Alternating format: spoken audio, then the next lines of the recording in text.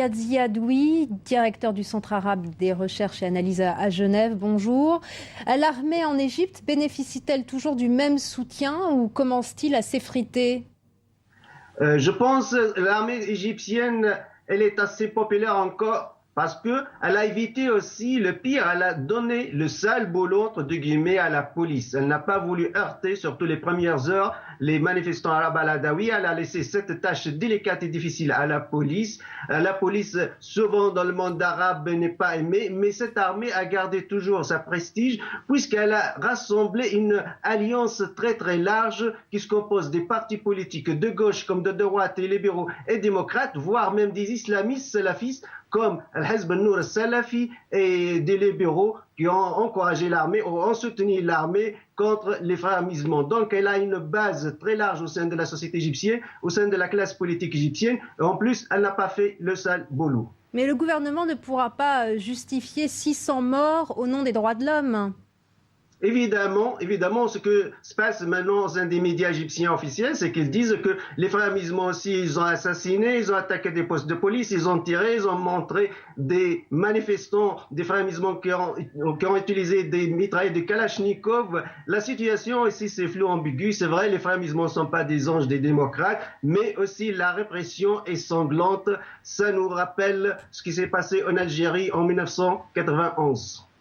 Les frères musulmans ont-ils, selon vous, une responsabilité dans les violences et y a-t-il une branche armée des frères musulmans ?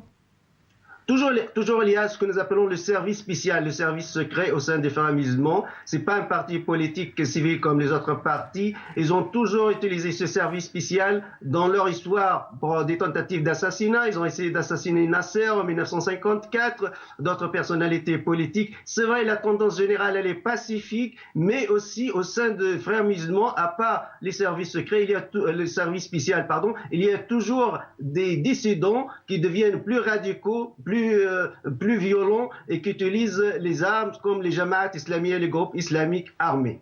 Merci Riyad Ziadoui d'avoir été en ligne avec nous.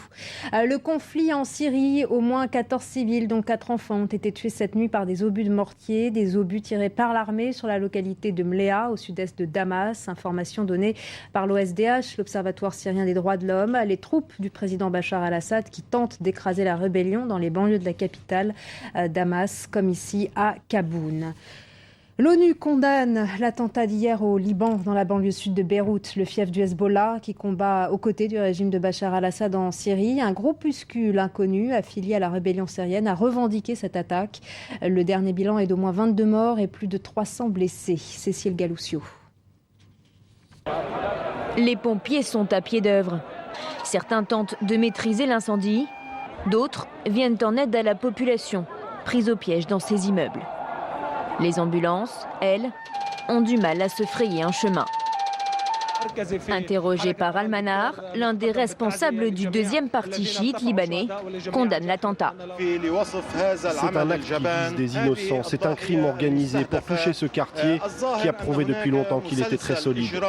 Ce quartier se trouve dans le sud de la capitale libanaise, dans le fief surtout du Hezbollah.